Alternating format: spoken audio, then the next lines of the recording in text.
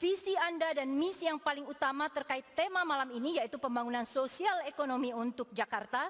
Jika Anda terpilih sebagai Gubernur dan Wakil Gubernur Jakarta, saya silakan paslon nomor 1. Waktu akan dihitung ketika Anda mulai bicara, Mas.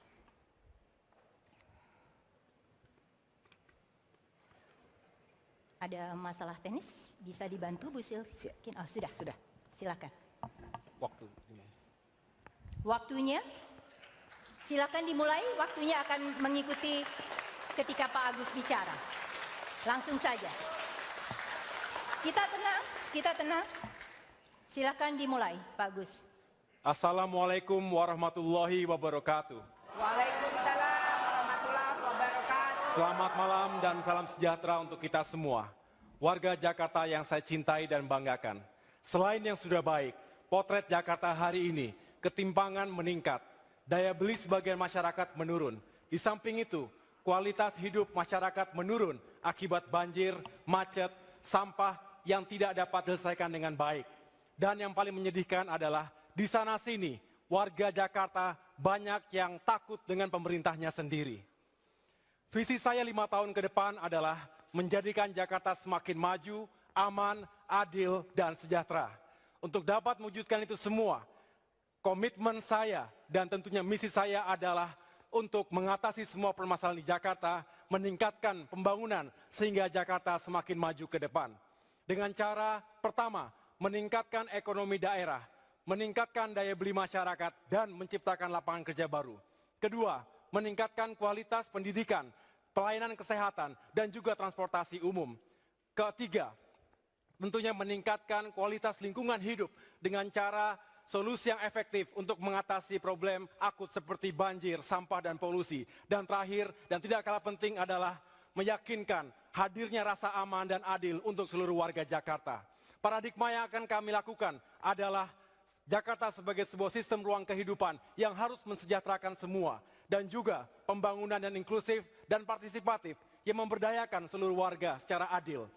Dengan paradigma tersebut, saya akan berdiri yang terdepan bersama seluruh warga Jakarta untuk mengubah wajah ibu kota menjadi semakin modern, unggul, tetapi tetap menjadi kota yang manusiawi dan juga selalu berjati diri, berkarakter pada Jakarta dan Indonesia yang kita cintai. Terima kasih. Ya. Waktu habis, ditahan. Pendukung nomor 1, tadi kita sudah sepakat, baik. Dalam waktu 2 menit, saya berikan kepada paslon 2, jelaskan visi Anda dan misi yang paling utama terkait tema malam ini, yaitu pembangunan sosial ekonomi untuk Jakarta. Jika Anda terpilih sebagai Gubernur dan Wakil Gubernur DKI Jakarta, silakan. Ya, bagi kami membangun Jakarta itu visi terutama dan membangun manusianya. Membangun manusia dengan indikator terukur. Kita kenal di dunia dengan indeks pembangunan manusia.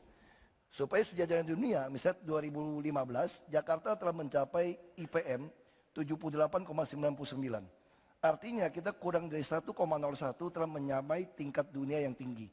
Nah, untuk mencapai visi itu, misi yang utama adalah birokrasi harus melayani dengan konsep bersih, transparan, dan profesional. Karena kami sangat yakin, tanpa pejabat publik, tanpa birokrasi yang bersih, transparan, profesional, tidak mungkin program sosial ekonomi atau program apapun bisa kita capai.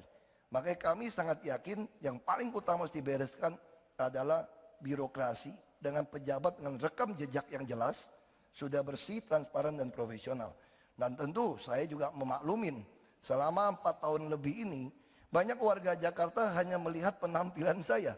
Terlalu menggebu-gebu, terlalu semangat, akibatnya visi misi yang sudah kami capai, program yang sudah terukur, hilang.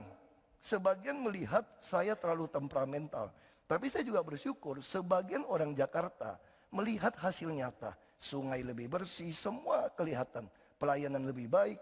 Terutama, misalnya saya ambil contoh, saya bersyukur punya Mas Jarod yang melihat yang apa yang telah saya kerjakan.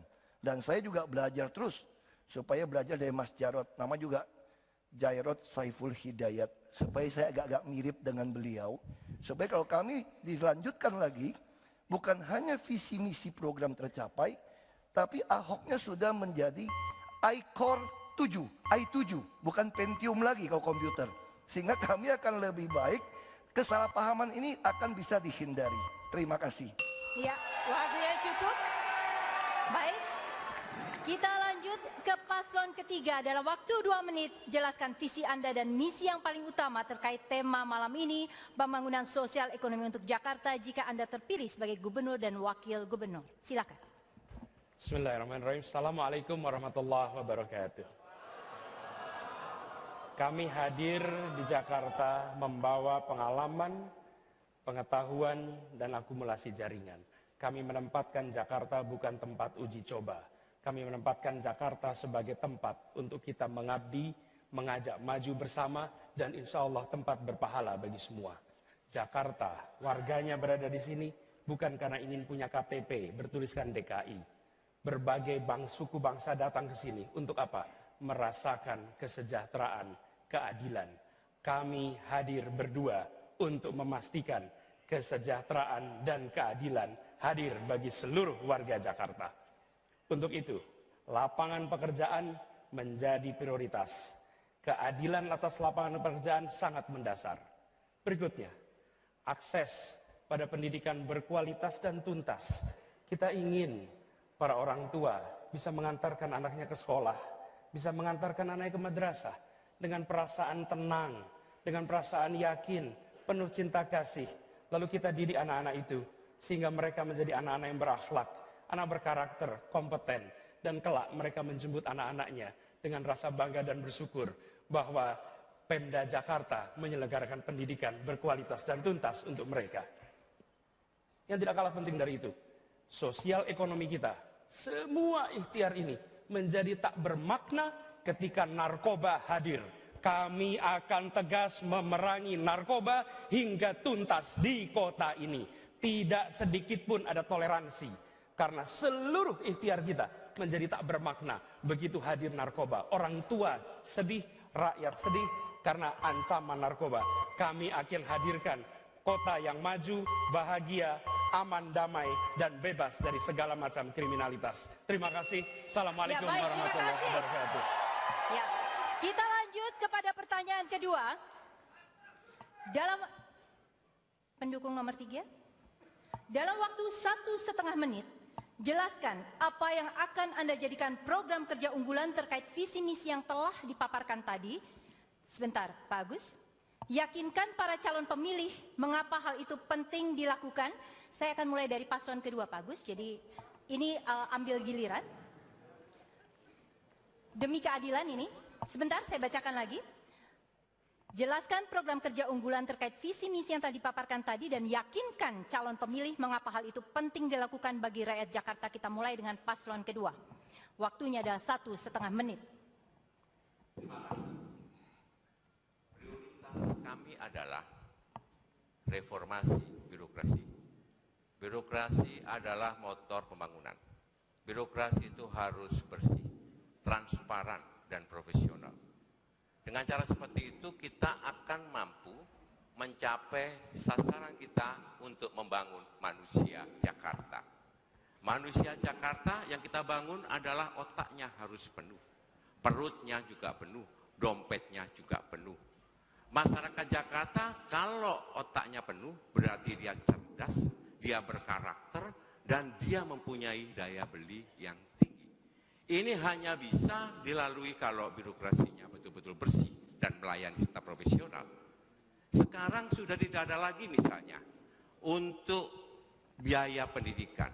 Tidak pernah terdengar ketika tahun ajaran baru ibu-ibu datang ke Pegadaian untuk menyekolahkan anaknya. Sekarang sudah juga tidak ada keluhan ketika mereka tidak mampu itu masuk rumah sakit dengan biaya, karena seluruh biaya rumah sakit kalau kelas 3 akan ditanggung oleh pemerintah DKI.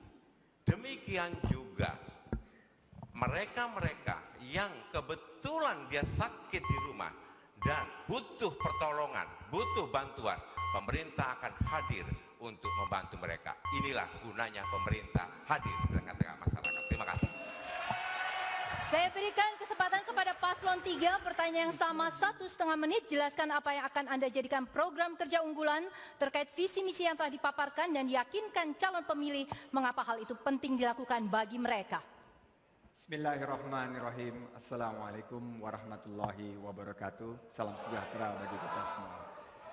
Saya mendapat kehormatan bersama-sama Mas Anies dalam kurun waktu 12 bulan terakhir berkeliling menjelajah ke 44 kecamatan, 267 kelurahan di wilayah Jakarta. Saya melihat ada 3 tema yang secara konsisten diangkat oleh warga sebagai aspirasi mereka. Pertama-tama, lapangan pekerjaan semakin sulit didapat. Sekarang mencari kerja sangat susah. Kedua adalah masalah pendidikan. Pendidikan kita diharapkan lebih tuntas, berkualitas, dan terjangkau biayanya. Yang ketiga adalah bidang yang berkaitan dengan biaya hidup. Kami mempunyai program OKOC.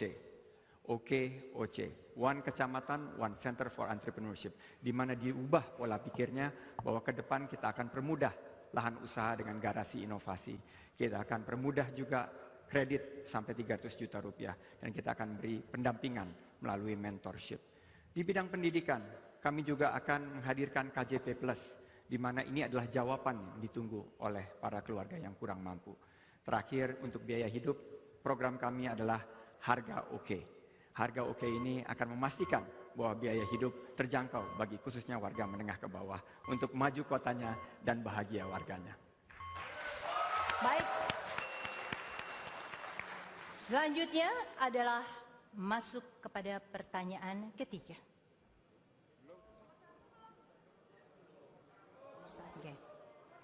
Baik, saya ulangi. Paslon 1 belum mendapat giliran. Dalam waktu 1,5 menit, jelaskan apa yang akan Anda jadikan program kerja unggulan terkait visi misi yang telah dipaparkan. Yakinkan para calon pemilih mengapa hal itu penting dilakukan bagi rakyat Jakarta. Kami punya 10 program unggulan.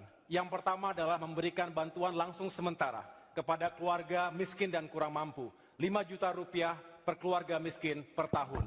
Ini untuk membantu kehidupan mereka sehari-hari. Yang kedua adalah pemberdayaan komunitas RT RW, 1 RW 1 miliar rupiah per tahun untuk memberdayakan komunitas yang ada di masyarakat kita. Yang kedua adalah mengurangi pengangguran dan menciptakan lapangan pekerjaan dengan bantuan langsung dana bergulir, bantuan modal usaha, 50 juta rupiah per 1 unit usaha untuk mengurangi pengangguran. Kami juga ingin meningkatkan pendidikan dan kesejahteraan guru. Yang keempat adalah meningkatkan pelayanan kesehatan masyarakat. Yang kelima adalah meningkatkan pertumbuhan ekonomi, investasi, dan stabilisasi harga. Yang keenam, kita ingin membangun tanpa menggusur, meningkatkan program-program perumahan rakyat dan infrastruktur di Jakarta. Ketujuh, menjadikan Jakarta sebagai smart, creative, and green city, pintar, kreatif, dan juga ramah lingkungan. Yang kedelapan, kita ingin meningkatkan rasa aman, kerukunan antar warga di Jakarta. Yang kesembilan, menegakkan hukum dan keadilan bagi semua, justice for all. Jangan tumpul ke atas, tajam ke bawah. Yang ke-10 atau yang terakhir, meningkatkan kualitas pemerintahan dan birokrasi. Semoga ini semua semakin mensejahterakan rakyat Jakarta dan kita semua hidup lebih baik lagi. Terima kasih. Kita lanjut kepada pertanyaan selanjutnya. Saya akan mulai dengan paslon ketiga, tetapi sebelum maju tolong semua paslon didengarkan dulu apa pertanyaannya, karena akan ada pengantar. Setelah mendengar visi misi serta program unggulan Anda, pertanyaan mendasar adalah seberapa jauh hal-hal tersebut dapat dilaksanakan dengan baik jika para pelaksana program tidak dibekali dengan integritas, kejujuran serta kemampuan yang bertanggung jawab. Pertanyaannya dimulai dengan paslon 3. Dalam waktu 1 menit, jelaskan bagaimana Anda akan mengatasi masalah tersebut, khususnya saat Anda berhadapan dengan kepentingan pribadi Anda, kepentingan partai dan tim sukses Anda melawan kepentingan rakyat Jakarta secara keseluruhan. Silakan. Terima kasih. Integritas bukan sekedar soal jujur. Fir'aun, pencuri pun bisa dengan jujur menceritakan apa yang dikerjakannya. Integritas adalah jujur secara pribadi, berpihak kepada kepentingan publik, menjalankan nilai-nilai dengan benar, dan yang tidak kalah penting adalah selalu mengikuti tata kelola yang baik. Integritas adalah soal keberpihakan pada nilai. Karena itu, kami ambil contoh. Ketika kita berhadapan dengan ketimpangan yang luar biasa, kita menyaksikan ketimpangan yang sedang dibuat, yaitu reklamasi. Posisi kita tegas, kita menolak reklamasi, karena ini adalah contoh bagaimana kita akan menyaksikan sebuah tempat yang nanti akan menjadi enclave. Yang tidak kalah penting, saya katakan tadi soal narkoba. Sikap kita tegas, meskipun ada begitu banyak kekuatan, kita akan hadapi transparansi, dukungan rakyat, dan pegangan pada nilai-nilai agama, adat akan menjadi pegangan kita dalam menghadapi seluruh tantangan integritas. Saya ajukan pertanyaan yang sama kepada paslon nomor 1 dan waktu 1 menit. Jelaskan bagaimana Anda akan mengatasi masalah integritas, khususnya saat Anda berhadapan dengan kepentingan pribadi, kepentingan partai, dan tim sukses Anda melawan kepentingan rakyat Jakarta secara keseluruhan. Silakan. Insya Allah, jika saya dan Pak Silvi terpilih menjadi gubernur dan wakil gubernur Jakarta, kami berdua akan menjaga integritas kami. Itu yang sudah kami bangun sejak mengawali karir di bidang masing-masing. Saya pribadi sebagai militer 16 tahun, terbiasa dan diharuskan untuk menjaga integritas, untuk memimpin. Apalagi ketika harus memimpin Jakarta dengan kompleksitas yang luar biasa. Tentunya kami ingin sekali mengedepankan keterbukaan, akuntabilitas, transparansi, dan tata kelola pemerintahan yang berintegritas. Itu semua dibangun melalui sistem. Tetapi yang paling penting adalah goodwill. Memberikan dan menjadi contoh bagi yang lainnya. Itu menjadi sangat penting. Barulah kita bisa mengajak birokrasi kita, bisa mengajak masyarakat kita dan semua stakeholders di Jakarta ini untuk benar-benar menjaga integritasnya, memajukan Jakarta, mensejahterakan rakyat dan semuanya kembali untuk rakyat Jakarta. Terima kasih.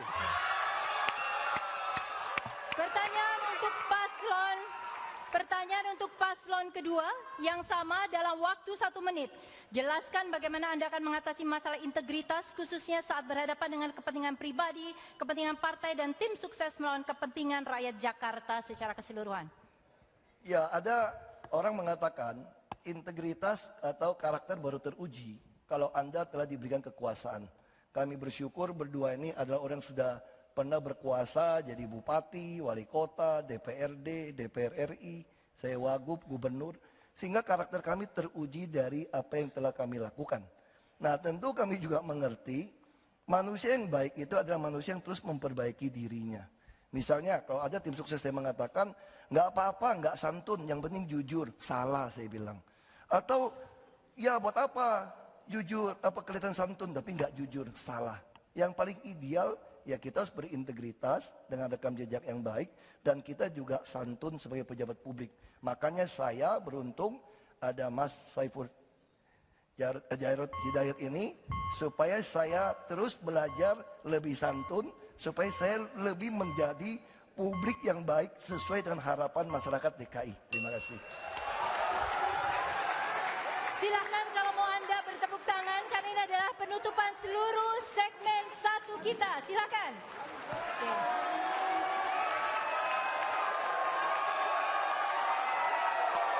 Bapak dan Ibu sekalian, tenang. Bapak dan Ibu sekalian, penonton dimanapun Anda berada, netizen lagi-lagi saya sapa. Jawaban tadi menutup segmen kita, segmen 1 hari ini. Kami akan segera kembali dengan segmen berikutnya. Belum ada crossfire, kita tunggu pada segmen-segmen selanjutnya. Tetaplah bersama kami. Kita masuk ke sesi kedua. Di bagian ini akan ada pertanyaan yang harus dijawab oleh masing-masing pasangan kandidat dalam waktu tertentu. Perbedaannya adalah kemudian jawaban-jawaban tersebut akan harus saling ditanggapi oleh pasangan kandidat lainnya yang pada intinya boleh melakukan kritik ataupun argumen jika berbeda ataupun menunjukkan dengan lebih jelas mengapa program yang dimiliki lebih unggul dibanding yang lainnya. Sudah jelas para paslon? Baik. Hadirin, inilah sesi kedua. Kita dengarkan dulu pertanyaannya. Rasio ketimpangan antara yang kaya dan miskin di Jakarta adalah salah satu yang tertinggi di Indonesia. Tingkat kemiskinan sendiri juga relatif masih belum bergerak turun. Pertanyaannya kepada paslon nomor 1. Dalam waktu 2 menit, Jelaskan langkah yang akan Anda ambil untuk solusi masalah tersebut, terutama dalam menciptakan lapangan pekerjaan dan mengurangi dominasi penguasaan aset agar ketimpangan dan kemiskinan bisa secara konkret dikurangi. Silakan.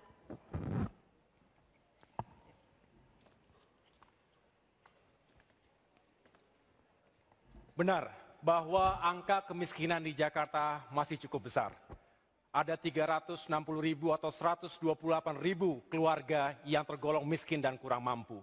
Disitulah mengapa Agus Silvi menawarkan program bantuan langsung sementara. Ingat, sementara. Ini artinya adalah memberikan bantuan meyakinkan keluarga miskin dapat makan. Kami berkeliling, bergerilya ke lapangan, menemui banyak masyarakat yang makan sehari-hari pun masih sulit. Yang kedua, kami ingin juga meyakinkan bahwa tidak hanya mereka diberikan bantuan sementara, tetapi secara ekonomi, secara makro, kita ingin meningkatkan pertumbuhan. Economic growth with equity, berkeadilan. Karena dengan pertumbuhan yang baik, maka akan menggerakkan, akan tercipta lebih banyak lagi lapangan pekerjaan. Disitulah kita bisa menyerap angka pengangguran terbuka saat ini dan mengurangi pengangguran. Di samping itu juga kita memiliki bantuan atau skema bantuan dana bergulir, modal usaha tanpa bunga yang tepat sasaran dengan pendampingan dan diharapkan dapat mengembangkan UMKM sekaligus mengurangi pengangguran juga. Ini kita harapkan dapat mengurangi pengangguran cukup signifikan selama 5 tahun ke depan. Yang ketiga, kita juga ingin dengan program-program infrastruktur yang kita angkat, yaitu program rumah rakyat untuk mengatasi backlog perumahan 300.000 unit di Jakarta. Ini harapannya juga semakin menyerap tenaga kerja. Dari program yang kami tawarkan tersebut, paling tidak ada 114 item unit usaha yang bergulir. Ini adalah sebagai ripple effects dari program-program tersebut. Dengan demikian, kita berharap bahwa lapangan pekerjaan di Jakarta semakin terbuka, masyarakatnya semakin baik, memiliki daya beli yang baik pula, dengan sendirinya ketimpangan akan menurun. Kita tahu bahwa masalah ketimpangan, Gini rasio masih cukup tinggi, dan ini harus kita selesaikan dengan cara menarik simpati dari mereka yang sudah luar biasa hidupnya untuk membantu saudara-saudara kita yang lemah. Terima kasih. Saya berikan pertanyaan yang sama kepada paslon nomor 2. Dalam waktu 2 menit, jelaskan langkah yang akan Anda ambil untuk solusi masalah ketimpangan sosial dan kemiskinan, terutama dalam menciptakan lapangan pekerjaan dan mengurangi dominasi penguasaan aset, agar hal tersebut secara konkret bisa dikurangi. Silakan. Ya, memang kita akui, Gini rasio di DKI lebih tinggi daripada nasional. Tapi kita jangan lupa, tahun 2013 ketika kami masuk ke DKI, perbedaan Gini rasio di DKI dengan nasional itu jauh sekali, 0,43 dan 0,41. Nah sekarang kita sudah 0,41 dan 0,4. Lalu kita juga mengatakan pengangguran juga sama. Ketika kami masuk 2013, pengangguran itu 8,3%. Sekarang jadi 6%. Nah nasional itu hanya turun dari 5 ke 5 saja. Jadi itu yang kita harus melihat, gap yang berhasil kami turunkan begitu luar biasa. Orang bertanya, kok bisa diturunkan? Padahal Jakarta orang miskin selalu ada sama kita. Orang dari luar kota akan tetap datang, tetap terhitung miskin. Karena kami melaksanakan 6 program. Jaminan kesehatan, ini adalah tanggungan semesta. Siapapun mau masuk kelas 3 kami tanggung. Jaminan sekolah, sampai kuliah. Tahun lalu kita sediakan 18 juta yang untuk bisa lolos di perguruan tinggi negeri. Lalu jaminan perumahan, hanya 5.000 sampai 15.000 per hari. Lalu kami jaminan transportasi. Orang dengan gaji UMP yang tinggal di rumah susun tidak bayar transport. Kami telah menambah 2 kali lipat, 55 trayek baru supaya ini murah. Lalu apa yang kelima? Sembako. Harga beras menurut laporan Bank Indonesia paling stabil 5 tahun terakhir. Karena kami memanfaatkan BUMD bekerja dengan baik. Memang cabai masih belum. Yang keenam, kami menawarkan modal usaha dengan pola bagi hasil. Kami modalin semua. Nanti begitu dapat hasil, kurangin biaya. Yang kerja dapat 80%. 20% untuk kami. Yang setelah anggotanya banyak, 20% ini akan ditaruh di koperasi. Jadi kami tidak setuju melakukan bantuan langsung tunai karena itu tidak mendidik. Kami seperti orang tua yang mendidik anak yang rajin harus kerja, yang tidak rajin tidak boleh dapat. Demikian program yang mengatasi itu semua. Saya langsung pertanyaan yang sama kepada paslon ketiga. dalam waktu 2 menit jelaskan langkah yang akan Anda ambil untuk solusi masalah ketimpangan sosial dan kemiskinan, terutama dalam menciptakan lapangan pekerjaan dan mengurangi dominasi penguasaan aset agar hal tersebut bisa secara konkret berkurang. Bila tadi kita dengar pasangan calon pertama memberikan ikannya, pasangan calon kedua memberikan kailnya. Ikan dan kail baik diberikan, tapi jika kolamnya masih ada, bagian kami menyiapkan, memastikan kolamnya masih tersedia. Di sini penting, apalah artinya ikan dan kail bila kolamnya habis? Karena itu justru yang menjadi penting bagian kita adalah kita tidak mendekati masalah kemiskinan semata-mata sebagai masalah sosial, tapi masalah peningkatan kesejahteraan. Kami bukan memerangi kemiskinan. Pendiri Republik ini tak pernah mengatakan memerangi kemiskinan. Mereka mengatakan memajukan kesejahteraan umum. Mereka mengatakan mencerdaskan kehidupan bangsa. Mereka tidak mengatakan memerangi kebodohan. Optimisme, pesan positif. Dan di sini yang kami hadirkan 44 pusat pertumbuhan ekonomi di Jakarta yang akan menumbuhkan lapangan pekerjaan. Karena itu program OKOC yang tadi disampaikan oleh Bang Sandi lebih dari sekedar menumbuhkan wirausaha. Ini adalah program untuk pertumbuhan ekonomi yang nanti akan menyiapkan lapangan pekerjaan. Yang kemudian tidak kalah penting, tidak bergantung semata-mata dari pemerintah. Jakarta adalah kota di mana perekonomian Indonesia berpusat. Kita gerakkan sektor swasta, bekerja bukan yang besar-besar saja. Sebagai contoh, Anda penjahit di kampung, maka umumnya melayani warga tetangganya. Kami siapkan programnya agar Anda menjahit di kampung, tetapi order yang Anda terima tersambung dengan perusahaan-perusahaan besar. Dengan begitu ada sambungan antara home industry dengan large scale industry. Lakukan itu di seluruh Jakarta, maka yang terjadi bukan sekedar pengentasan kemiskinan, bukan sekedar mengentaskan ketimpangan. Yang terjadi adalah maju bersama, kesejahteraan bergerak, dan insya Allah maju kotanya, bahagia warganya. Ya, pasangan pendukung para paslon nomor 3 ditahan dulu. Kini terbuka ruang untuk para kandidat saling menanggapi. Akan dimulai dari paslon kedua. Silakan paslon kedua menanggapi pernyataan dari paslon ke-1 dan ke-3. Anda boleh melakukan kritik ataupun argumen ataupun menunjukkan dengan lebih jelas mengapa program Anda lebih unggul dibanding yang lain. Waktunya adalah 1,5 menit. Untuk paslon nomor 1, pertanyaan saya adalah bagaimana mengelola dana 10 miliar oleh RT dan RW supaya 1 miliar. 1 miliar untuk RT dan RW, ya, supaya mereka bisa mempertanggungjawabkan dan tidak masuk penjara. Untuk paslon nomor 3, kami memberdayakan warga masyarakat yang sekarang sudah eksis, ada 132 UMKM di Minang. Kita menyediakan dana 1 triliun rupiah. Sekarang bagaimana caranya menciptakan 200.000 pengusaha-pengusaha baru dan membutuhkan biaya yang sangat besar.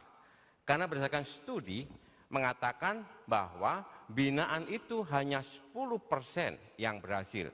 Berarti kita membutuhkan sekitar 2 juta uji coba supaya 20%-nya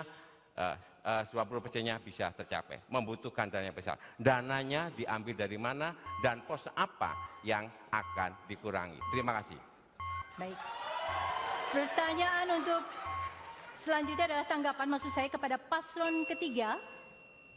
Boleh memberikan tanggapan dalam bentuk kritik atau argumen ataupun menunjukkan lebih jelas mengapa program Anda lebih unggul dibanding yang lain. Silakan tanggapan kepada paslon 2 dan paslon 1. Terima kasih. Pertanyaannya untuk Pak Jarod. Angka 10% itu dari mana? Saya ini pernah membina UMKM sudah 15 tahun lebih. Angkanya kalau kita banding terbalik, kalau ada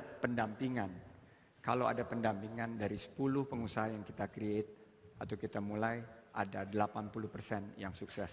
Kuncinya adalah pendampingan, kuncinya adalah mentoring, kuncinya itu ada di One Kecamatan, One Center for Entrepreneurship.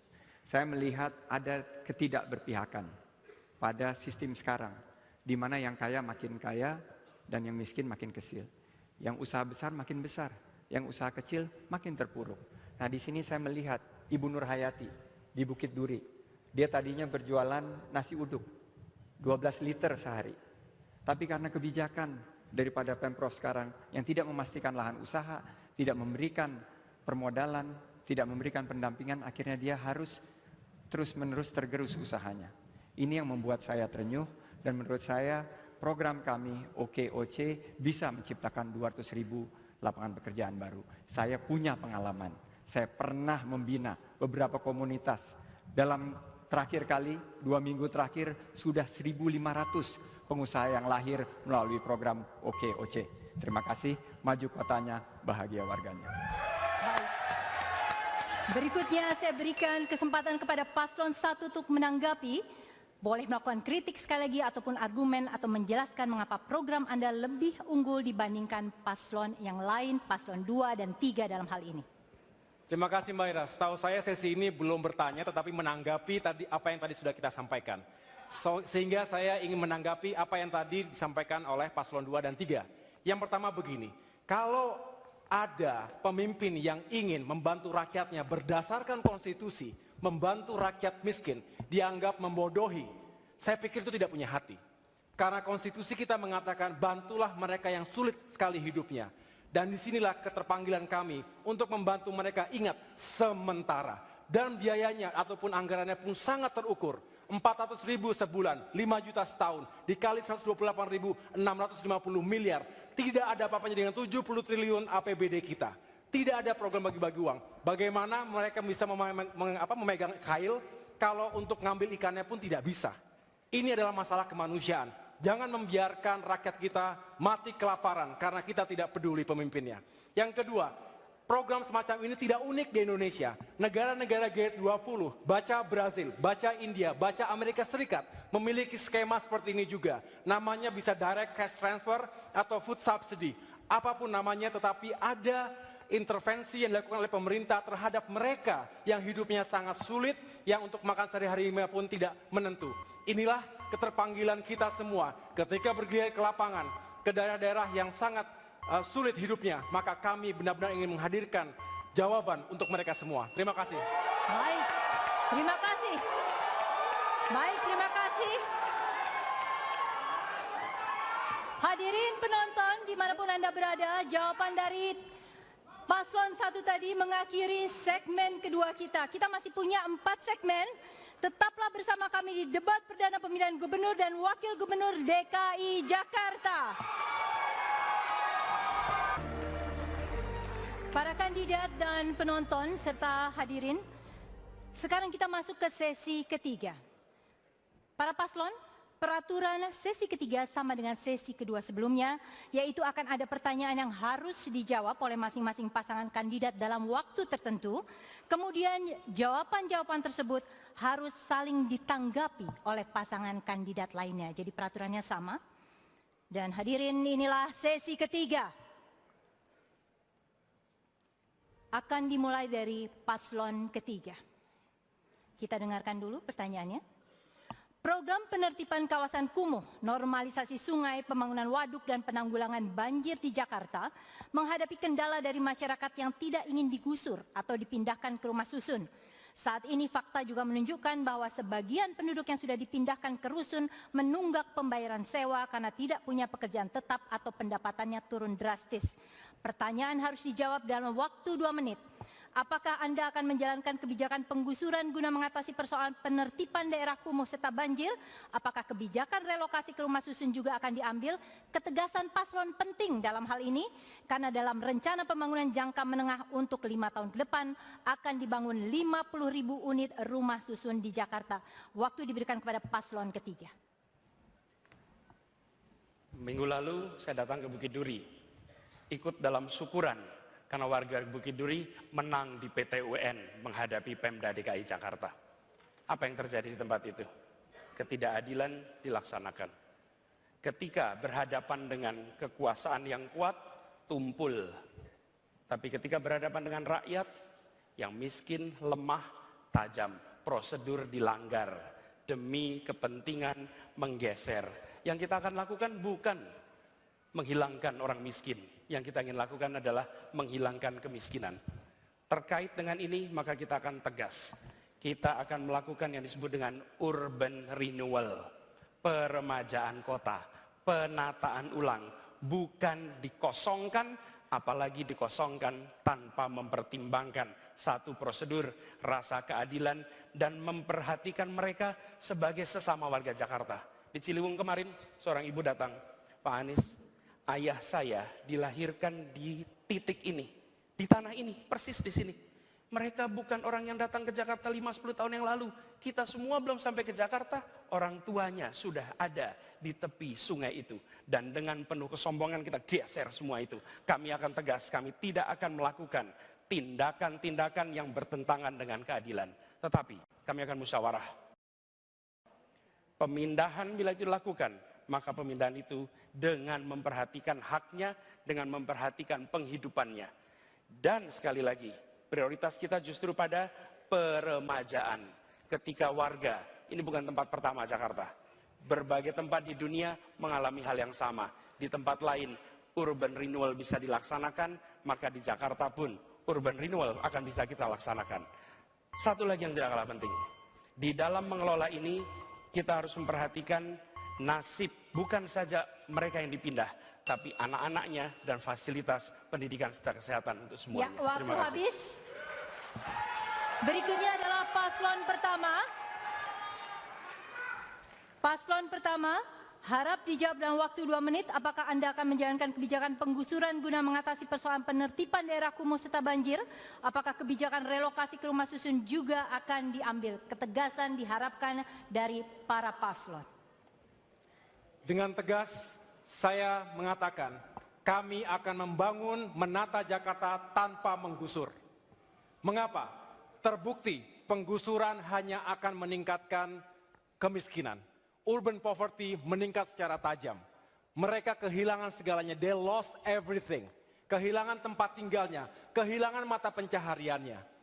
Yang tadinya dia bekerja, mencari nafkah di sebuah habitat, berinteraksi dengan tetangga, dengan warga, tiba-tiba tercabut puluhan kilometer. Tanpa diperhitungkan bagaimana nasib selanjutnya, anak-anak mereka bagaimana. Saya bertemu langsung, mereka sampai dengan hari ini masih menangis, masih sedih hatinya ketika digusur begitu saja tanpa ada kompensasi, tanpa ganti rugi, dan tidak diperhatikan sama sekali. Untuk itu kami meyakinkan bahwa korban gusuran yang hari ini masih trauma, terutama lansia, ibu-ibu, dan anak-anak mereka stres semuanya. Itu perlu kita perhatikan pertama-tama. Kita yakinkan mereka mendapatkan perhatian kesehatan, lapangan pekerjaan, dan lain sebagainya. Dan kami meyakini banyak cara lain untuk bisa menata Jakarta, mempercantik kotanya, tetapi dengan tidak melukai hati warganya. Ini penting, ini komitmen, dan ini adalah paradigma yang akan kami bangun dalam membangun Jakarta ke depan. Dengan demikian kita berharap bahwa Jakarta benar-benar tumbuh sebagai kota yang manusiawi. Ingat, gedung-gedung beton-beton ini hanyalah benda mati. Jakarta rohnya adalah manusia dan warganya. Sistem ruang kehidupan merupakan tempat interaksi antara manusia, lingkungan, dan semua sarana prasarana yang tersedia di dalamnya. Dengan demikian, jangan hanya kita membangun badannya, tetapi bangunlah jiwa kota ini, Jakarta, untuk Indonesia. Kita bisa kalau kita bersatu, kreatif, dan juga dengan akal nurani dan hati nurani yang baik. Insya Allah. Saya langsung lanjutkan kepada paslon kedua. Saya lanjutkan kepada paslon kedua untuk dijawab dalam waktu 2 menit. Apakah Anda akan menjalankan kebijakan penggusuran guna mengatasi persoalan penertiban daerah kumuh serta banjir? Apakah kebijakan relokasi ke rumah susun juga akan diambil? Ketegasan dalam hal ini penting untuk ditunjukkan. Silakan. Baik, terima kasih. Ini pertanyaan yang kami tunggu, supaya ada penjelasan secara lengkap tentang kebijakan ini. Jakarta adalah ibu kota negara Republik Indonesia, di mana warganya tidak boleh tinggal di bantaran-bantaran sungai, tidak boleh di kolong-kolong jembatan yang setiap saat dia kebanjiran. Mereka melahirkan generasi. Sungguh tidak manusiawi. Sebagai ibu kota negara, kita membiarkan saudara-saudara kita berpuluh-puluh tahun tinggal di bantaran-bantaran sungai seperti itu. Kolong-kolong jembatan. Maka kami berkomitmen untuk menyediakan rusun yang layak huni. Ukuran 36 meter persegi, ada 2 kamar, ada pipa gas. Bukan hanya itu saja, kita juga mensubsidi kehidupannya. Pendidikannya kita tanggung, kesehatannya kita tanggung, transportasi kita tanggung, biaya hidupnya kita betul-betul tanggung. Subsidi untuk bahan kebutuhan pokok. Dengan cara seperti itulah masyarakat Jakarta manusiawi. Kita tidak heran kalau indeks pembangunan manusia di Jakarta paling tinggi se-Indonesia. Kita juga tidak heran kalau kemiskinan di Jakarta adalah 3,75 terendah se-Indonesia. Kebijakan-kebijakan ini harus kita ambil. Di samping kita akan menormalisasi sungai dan banjir sudah berkurang. Di samping itu kita memberikan aspek legal pada mereka-mereka yang tidak legal menempati di bantaran sungai untuk pindah di rusun. Kehidupannya kami jamin. Kehidupan ekonomi yang kita jamin dan kehidupan generasi menerusnya kita akan jamin. Oleh karena itu di rusun-rusun kita ada masjid di sana, ada tempat bermain supaya mereka tumbuh dengan baik. Terima kasih. Baik, kini saya buka ruang dari pendukung paslon 2. Kini saya buka ruang untuk para kandidat menanggapi jawaban dari kandidat lain atas pertanyaan di sesi ini. Sekali lagi saya garis bawahi, Anda boleh melakukan kritik ataupun argumen atau menunjukkan dengan lebih jelas mengapa program Anda lebih unggul dibanding paslon lainnya. Waktunya adalah 1,5 menit. Kita mulai dari paslon pertama menanggapi paslon 2 dan 3. Kita mulai dari paslon pertama. Silakan. Terima kasih. 300.000 rumah dibutuhkan di Jakarta. 1.000 hektar, itulah wilayah kumuh. Kami bergerilya 267 kelurahan, 44 kecamatan. Ketika kami juga ke rumah susun, mereka mengatakan, kenapa kami yang sudah begitu lama, tapi kenapa kami harus menyewa. Kemudian ketika mereka tidak bisa bayar, mereka diusir. Sudah pindah dari rumah dan akar budayanya. Dia juga harus terusir dari rusunawanya. On-site upgrading adalah menata kota Jakarta tanpa harus menggusur. Komitmen keberkehendaan pemerintah DKI Jakarta. Ini yang harus kita benahi. Ini semuanya dalam arti kita bekerja dengan hati. Bagaimana perasaan kita ketika kita menjadi mereka? 30 tahun berada di lahan itu. Kenapa kita tidak berkomitmen? Kenapa pula kita harus terus-menerus membuat mereka menjadi luka hatinya? Membangun Jakarta tidak harus menyakiti hati masyarakat. Dan kita punya hati untuk Waktunya menyerahkan habis, mereka. Bu Silvi. Waktunya habis. Ya.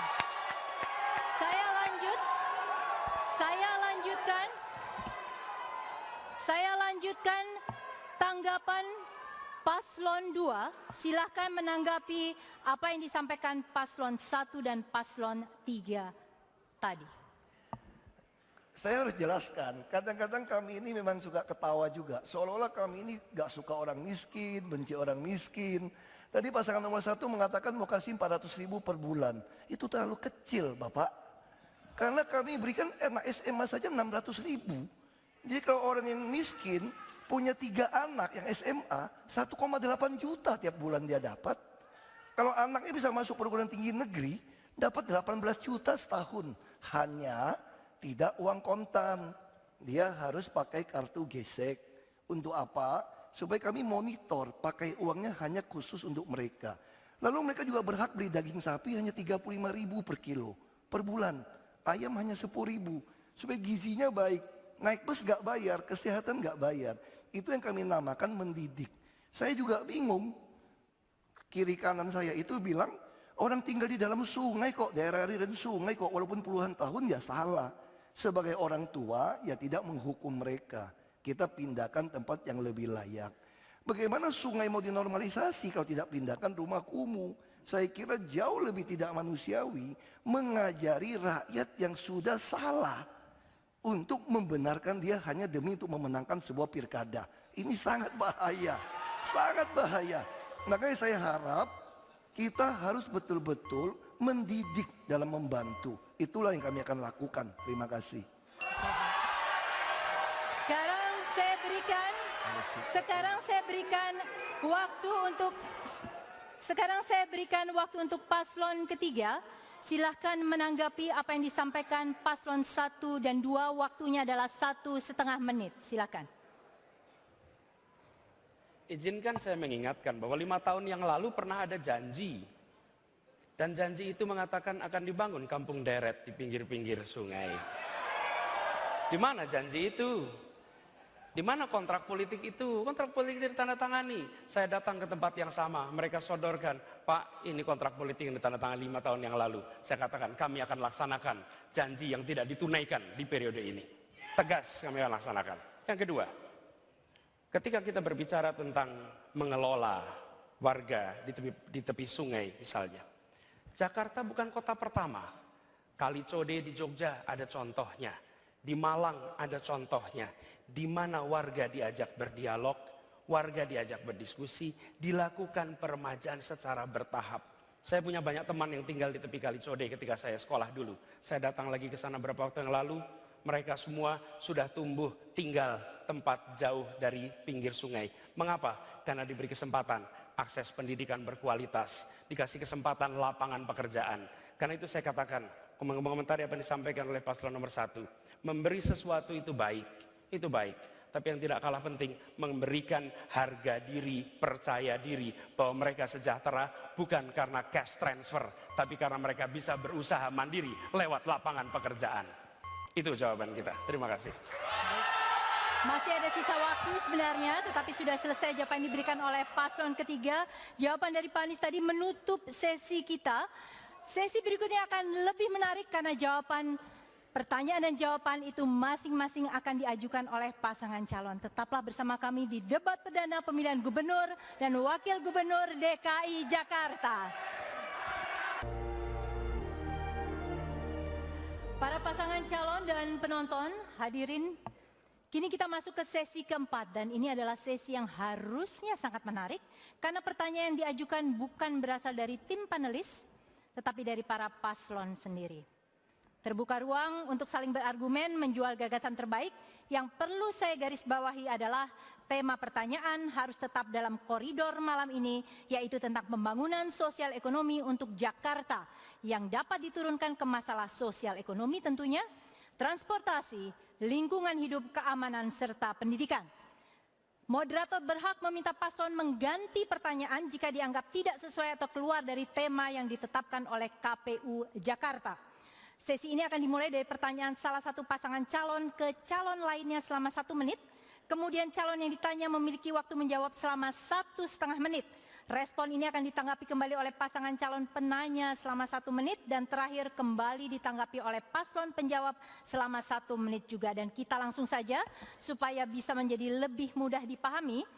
Kesempatan pertama saya berikan kepada paslon 1 untuk bertanya kepada paslon 2. Waktu Anda 1 menit. Silakan. Sebentar, ke paslon 2. Silakan Bu Silvi. Paslon 2 ya? Paslon 1 bertanya kepada paslon kedua. Terima kasih Mbak Ira, Pak Basuki, Pak Jarod. Bapak sudah nonton film Jakarta Unfair mungkin ya? Nah, jadi saya hanya ingin bertanya Pak, itu kan tentu dokumenter yang menggambarkan derita dan nestapa dari warga Jakarta, rakyat kecil yang hidupnya sudah sangat sulit dan akhirnya tergusur ke tempat lain. Bapak punya alasan tentunya mengapa menggusur, tetapi bagaimana perasaan Bapak sebagai pemimpin sekaligus pengambil kebijakan tersebut melihat warga yang hidupnya semakin sulit begitu, semakin sulit dan akhirnya kehilangan segalanya. Mereka disegel, setelah itu harus terhempas dari kota Jakarta selama-lamanya. Akhirnya nanti pertanyaannya adalah Jakarta ini untuk siapa? Warga yang mana yang kita ingin bahagiakan? Kita ingin kota kita cantik, tetapi bukan karena kecantikan itu kemudian ada tangis yang berlarut-larut di kota ini. Terima kasih Pak Jarod. Oke, baik. Ditahan dulu, Paslon 2 Anda memiliki waktu 1,5 menit untuk menjawab pertanyaan tersebut. Silakan. Ya, ini memang satu mungkin pasangan calon satu lihatnya hanya lokasi tertentu. Kami itu tidak pernah menggusur daerah yang tidak tinggal di dalam aliran sungai sebetulnya. Jadi kalau sekarang orang Jakarta menikmati musim La Nina saat ini, hampir semua kota negara Asia itu tenggelam. Karena La Nina. Tapi coba lihat Jakarta, kami mengurangi 2/3 lokasi banjir. Yang dulu di Semper saya datang, itu 3 minggu tenggelam. Sekarang hanya berjam-jam saja, karena sudah kami kerjakan. Jadi kami bukan melakukan fisik untuk menyingkirkan orang. Justru orang-orang banyak saya temuin bersyukur. Bersyukur sekarang dia merasa keluarganya aman. Kalau dulu kau dengar suara ambulan katanya, wah ngeri, apakah anak saya yang meninggal jatuh ke sungai atau ketabrak. Tapi sekarang dia bisa bekerja dengan baik, toh ongkos juga tidak bayar. Jadi sekali lagi seolah-olah kami mengusir orang Jakarta. Yang tidak mendapat rusun itu adalah penyewa yang datang dari luar kota sebetulnya. Tapi kalau dia berKTP DKI pasti dapat rusun. Karena rumus kami sangat sederhana. Kalau rusun belum tersedia, terpaksa banjir kami biarkan tetap terjadi. Makanya jangan heran Bapak Ibu, masih ada 400 titik lebih kalau hujan masih tergenang banjir. Kenapa? Karena pembangunan rusun kami belum siap. Kalau rusun sudah siap, baru kami kerjakan. Itulah yang kami katakan manusiawi kami. Terima kasih. Baik, kini saya berikan kembali kepada Paslon 1, Pak Agus dan Bu Silvi, giliran Anda menanggapi dalam waktu 1 menit apa yang sudah disampaikan Paslon 2. Saya jadi bingung. Bagaimana ya dengan Bukit Duri kok bisa jadi menang ya? Itu yang saya pikirkan. Apa kemenangan itu semu? Atau artinya nggak bermakna? Kalau jadi seorang pemimpin saya kira mesti mengevaluasi ya. Bahwa yang dilakukan ini menabrak hukum atau tidak. Dan ingat pasal 34 Undang-Undang Dasar 45, fakir miskin ditanggung oleh siapa? Negara. Dan akibat itu menggusur, tak pernah memikirkan dampaknya, siapa yang harus bertanggung jawab? Nah, disinilah dibutuhkan komitmen seorang pemimpin. Pemimpin yang punya hati, pemimpin yang memikirkan rakyatnya, mesti sejahtera. Makasih. Waktunya masih tersisa. Baik, saya langsung saja kepada Pak Basuki dan Pak Jarod, silakan menanggapi kembali. Waktunya adalah selama 1 menit. Karena tadi udah dari saya mulai saja. Kadang-kadang kalau saya baca berita ya, Ibu Silvi saya juga bingung. Waktu datang ke Krukut Januari dia bilang, warga harus cerdas. Kita gusur, bukan gusur, kita menata. Sementara pasangan calon gubernur bilang, kami tidak menggusur, kami tidak mau pindahkan. Kita mau bikin agak rumahnya terapung. Saya nggak ngerti bagaimana sungai yang tadinya 30 meter, sekarang tinggal 5 meter, bagaimana mau dibalikin 30 meter tanpa merobohkan bangunan yang tidak layak itu. Tapi ya sudahlah, namanya juga pengen jadi gubernur kan, kita juga maklum, kami petahana kan. Kita juga maklum, tapi saya sangat berharap siapapun yang jadi gubernur, rakyat itu diedukasi lah. Jangan dibodohi. Kita pengen menang, tapi kita menang dengan elegan, rakyatnya jadi cerdas. Saya kira itu yang kita sampaikan. Terima kasih. Baik. Para paslon dan juga penonton hadirin sekalian, kita tenang dulu, kita tenang dulu. Kita masuk kepada putaran kedua di segmen ini. Kali ini saya berikan kesempatan kepada paslon 2 bertanya kepada paslon 3. Silahkan pertanyaan disampaikan, waktu Anda adalah 1 menit. Paslon 2, Pak Basuki dan Pak Jarod, silakan bertanya kepada Pak Anies dan Pak Sandiaga. Waktunya 1 menit. Terima kasih. Untuk paslon nomor 3. Kita lagi fokus membangun masalah infrastruktur transportasi. Karena kita yakin transportasi di Jakarta itu hanya bisa, salah satu yang paling utama adalah membangun transportasi berbasis rel, transportasi massal, serta membatasi ya mobil-mobil masuk ke Jakarta, ya supaya mereka menggunakan transportasi massal. Sekarang bagaimana logikanya kalau sampai moratorium mobil mewah tidak boleh masuk? Justru kalau seperti ini yang terjadi adalah mobil-mobil murah yang ramah lingkungan yang masuk dan Jakarta akan macet. Ya, apakah solusi seperti ini memang bisa memecahkan persoalan kemacetan di Jakarta? Terima kasih. Baik, sebentar Pak Sandiaga. Paslon 3, Anda memiliki waktu 1,5 menit. Kita tunggu dulu waktunya. Ya, Anda memiliki waktu 1,5 menit untuk menjawab pertanyaan tersebut. Silakan. Terima kasih Pak Jarod. Jadi yang kami kejar adalah bagaimana ada efek kejut, di mana gerakan-gerakan yang seperti Mas Anies bangun, Gerakan Indonesia Mengajar, bisa juga mulai dilakukan oleh orang-orang yang punya banyak banget duit.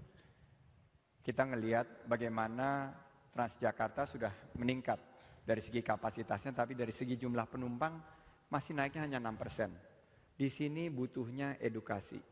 Dan edukasi itu perlu daya picu, daya kejut. Kalau saya mengirim pesan bahwa orang yang bisa bayar mobil 3 miliar juga naik kendaraan umum, itu efeknya luar biasa. Saya melihat bagaimana kalau selebriti, bagaimana kalau pengusaha-pengusaha sukses, bagaimana juga kalau pejabat-pejabat seperti Pak Basuki dan Pak Jarod juga naik kendaraan umum. Ini akan membuat sebuah percepatan dalam membangun transportasi kita yang lebih baik. Yang kami kejar adalah bagaimana mengubah pola pikir. Bagaimana pola pikir kita dari selama ini kelas menengah yang hanya menggunakan kendaraan pribadi bisa beralih ke menggunakan kendaraan umum. Jargon-jargon itu sangat penting. Kenapa? Kalau kita mengedepankan to lead by example. Leading adalah memberikan contoh. Memimpin dengan memberikan contoh. Insya Allah kita akan ubah cara pola pikir anak muda yang ke depan kelas menengah menggunakan kendaraan umum. Terima kasih. Paslon 2, kini giliran Anda kembali untuk menanggapi dan waktu 1 menit. Silakan Pak Basuki dan Pak Jarod. Apa yang disampaikan Paslon 3? Pak Sandi, terima kasih. Sistem transportasi yang kita bangun di Jakarta adalah sistem subsidi silang. Mereka-mereka yang mau naik kendaraan umum, kendaraan massal dengan harga yang murah, 3.500, dan bahkan mereka itu dikasih beberapa bebas gratis. Pemegang KJP gratis, buruh dengan UMP gratis, lansia gratis gitu ya. Jadi ini adalah hasil dari apa yang kita kumpulkan dari pajak. Pajak yang didapat dari mobil-mobil mewah tadi. Kalau orang kaya masuk, lebih baik kita terapkan jalan berbayar. Dengan cara seperti itu, maka pertumbuhan motor di Jakarta akan bisa kita tekan. Sekarang 4.500 motor tiap hari. 1.600 mobil tiap hari. Setahun jutaan. Ini menambah kemacetan. Begitu Mas Andi. Terima kasih. Kita tunggu dulu waktunya habis. Baiklah. Paslon 3 kembali, tanggapan Anda 1 menit. Mari coba kita ingat, kapan kali terakhir rute di Jakarta distrukturkan? Masyarakat Jakarta sudah tumbuh berkembang, rute transportasi kita sudah beberapa dekade ini tak mengalami perubahan. Karena itu salah satu yang justru akan ditonjolkan adalah angkutan massal yang nyaman, Rp5.000 dari mana saja ke mana saja sebagai tiket terusan dan terintegrasi. Bayangkan seperti pembuluh darah. Bayangkan seperti pembuluh darah di badan kita, di mana angkutan massal menjangkau ke semua titik. Dari mulai Transjakarta, MRT, muncul yang lebih kecil, bus, minibus, sampai mikrolet, sampai angkot. Tergantung wilayahnya. Apa yang terjadi? Kita mengintegrasikan sistem transportasi. Lalu yang tidak kalah penting, ongkos salah satu yang besar untuk pendidikan adalah transport. Siswa di Jakarta Rp0 untuk transportasi berangkat dan pulang sekolah. Ya. Waktunya habis. Baiklah, sekarang hadirin penonton paslon, kita masuk ke putaran terakhir di segmen ini. Kesempatan bertanya diberikan kepada pasangan calon ketiga. Silakan bertanya kepada pasangan calon 1. Waktu Anda adalah 1 menit. Pak Anies, Pak Sandi, silakan bertanya kepada pasangan nomor urut 1. Waktunya adalah 1 menit. Salah satu tantangan terbesar di Jakarta adalah memastikan bahwa kesempatan kerja yang ada di Jakarta bisa dinikmati oleh warga Jakarta. Kesempatan yang ada di Jakarta bukan justru dinikmati oleh orang lain. Lapangan pekerjaan kita siapkan dan kita pastikan bahwa setiap lapangan pekerjaan yang tumbuh, dia memprioritaskan warga Jakarta. Pertanyaan untuk pasangan calon nomor 1, bagaimana cara Pak Agus bisa mengoptimalkan Timpora untuk memastikan bahwa warga di Jakarta tidak kalah dibandingkan mereka yang datang dari luar Jakarta. Silakan. Baik, kita tunggu dulu waktunya, perhitungan waktunya. Ya, kelihatannya sudah bisa dimulai. Pasangan calon pertama Pak Agus, Bu Silvi, silahkan punya waktu 1,5 menit untuk menjawab pertanyaan tersebut. Terima kasih pasangan calon ketiga. Itu sebabnya kenapa kami ingin mengadakan empowerment, pemberdayaan kepada masyarakat. Kita lihat sekarang, kalau saya pernah ke Muara Kamal, mereka sangat bingung, pekerjaan mereka tidak ada, dan mereka bertanya bahwa bagaimana dengan bekerja ini. Terus kemudian saya melihat ada setumpuk kerang hijau yang diolah. Saya bertanya, saya mengatakan begini, insya Allah apabila amanah itu sampai kepada kami akan menyiapkan yang namanya bantuan modal bergulir 50 juta per unit usaha dan 0% untuk bunganya. Ini bukan hanya untuk tidak diolah tapi bergulir, dan kemudian hasilnya ini akan terlihat. Siapa yang akan kontrol? Masyarakat itu sendiri. Ingat, saya katakan bahwa bantuan modal bergulir ini untuk sementara, untuk mengatasi. Dengan demikian, maka lingkungan di sana bisa membuka kesempatan pekerjaan. Termasuk dana yang 1M untuk RW. Bisa dibayangkan, kalau ini dimanfaatkan untuk pemberdayaan masyarakat, maka saya hampir yakin bahwa masyarakat Jakarta makin terbuka luas pekerjaannya dan makin inovatif. Apalagi kalau yang namanya pedagang kaki lima kita manfaatkan, ada pasar Sabtu Minggu, maka mereka akan bergerak dan pertumbuhan ekonomi akan terus meningkat. Terima kasih. Baik, Paslon 3 kini giliran Anda untuk menanggapi dalam waktu 1 menit apa yang telah disampaikan tadi. Jawaban Ibu Silvi menarik tapi nggak nyambung, Bu. Jadi pertanyaannya adalah bagaimana kita mengoptimalkan Timpora, pengawasan orang asing. Jakarta begitu banyak orang yang datang. Saya katakan tadi begitu banyak. Jakarta sering datang bukan hanya dari luar kota Jakarta, tapi tim orang asing. Ibu Silvi berada di birokrasi. Ibu Silvi seharusnya mengetahui ini semua. Ibu Silvi bagian dari pemerintahan. Karena itu saya ingin garis bawahi, kalau kita malah justru akan memperhatikan, 1, RT RW akan kita kembalikan perannya. RT RW yang dipangkas sekarang untuk pengurusan KTP kita pastikan. Yang kedua, pengawasan melekat di setiap wilayah sehingga memastikan mereka yang berkarya di Jakarta adalah mereka yang memiliki dokumen-dokumen lengkap. Karena sekarang berdatangan mereka dari luar mengambil manfaat di Jakarta dan merugikan warga Jakarta. Timpora akan kita optimalkan pemerannya masing. Pak Anies, berikutnya Paslon 1 silakan menanggapi kembali selama 1 menit. Silakan. Terima kasih Pak Anies. Pertama, tentu saya kan punya 2 segmen. Yang pertama adalah bagaimana menjawab tentang kesempatan kerja. Karena itulah saya betul-betul berpikir bahwa masyarakat Jakarta butuh lapangan pekerjaan. Pengawasan orang asing. Saya mantan Kepala Dinas Kependudukan DKI Jakarta. Saya tahu bagaimana dokumen-dokumen kependudukan ini paling penting untuk diawasi.